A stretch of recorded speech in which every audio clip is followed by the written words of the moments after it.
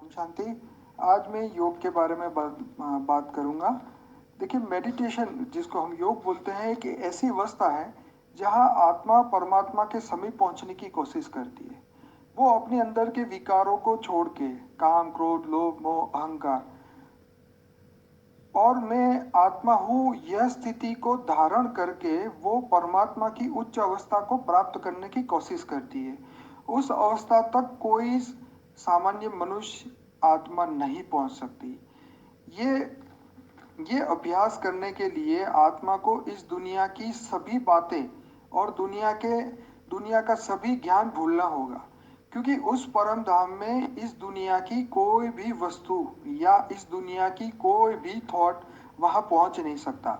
अगर आपके मन में वो अगर आपके मन में या आपके चित्त में कोई भी थॉट है, तो वो कहीं ना कहीं आपको अटका देगा और आप उस उच्च अवस्था तक नहीं पहुंच सकते। हमारे विचार भी एक एक तरह की फ्रीक्वेंसी है, तरंगे हैं। एक आप उस एक प्रकार की फ्रीक्वेंसी भी कह सकते हैं, जैसे कि सिलेक्टेड नंबर के रेडियो पे वही स्टेशन बज सकता है जो जो आपने सिलेक्ट किया हुआ है। उसी तरह विचारों की जो फ्रीक्वेंसी है, अगर परम तत्वों की पावर से या एनर्जी से नहीं बनी होगी, तो वो ब्रह्मांड को क्रॉस नहीं कर सकती। इसलिए हमें बेहद के बाप को ज्ञान से जानना होगा।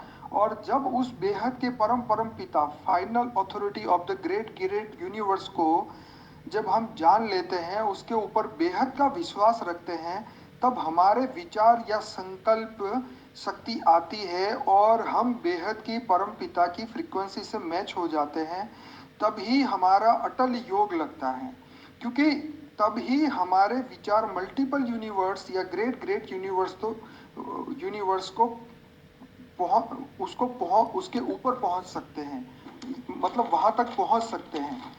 जब हमारे थॉट या विचार उस पर ब्रह्म को टच होते हैं, तब हमारा महाकारण शरीर चार्ज होता है।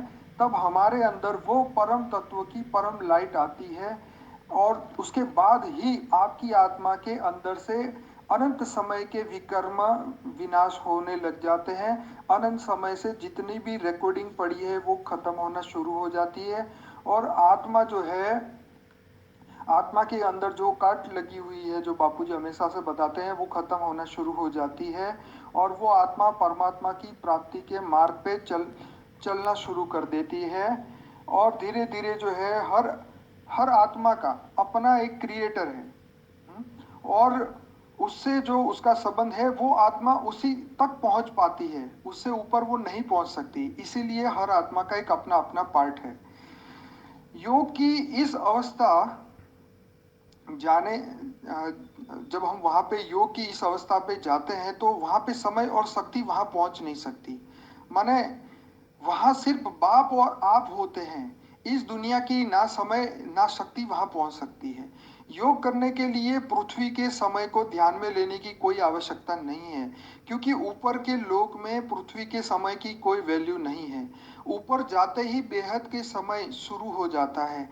जैसे हम बेहद की प्राप्ति जिससे हमें बेहद की प्राप्ति होती है, हर योगी को उस बेहद के समय के बारे में सोचना चाहिए, जिसमें अनंत की शक्तियां पड़ी हुई है। जिस प्रकार हम यहाँ सुखी होने के लिए सुख वाले दिन याद करते हैं और दुखी होने के लिए दुख वाले दिन याद करते हैं।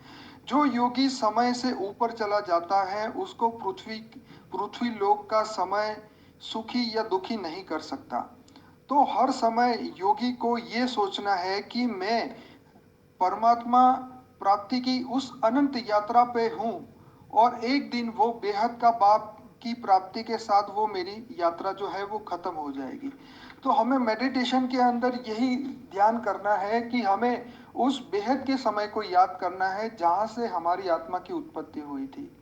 तो वहीं से खुशी शुरू होगी। और जब वो ज्ञान हमें आ जाएगा और उस ज्ञान से उस परम पिता को, जो फाइनल अथॉरिटी है, उसको हम जब जान लेंगे, तब हमारे अंदर परम प्रकाश आना शुरू हो जाएगा और धीरे धीरे हमारी आत्मा की जो ऊपर काट लगी है वो खत्म हो जाएगी। और एक ना एक दिन जब हमारे अंदर की परम शांति।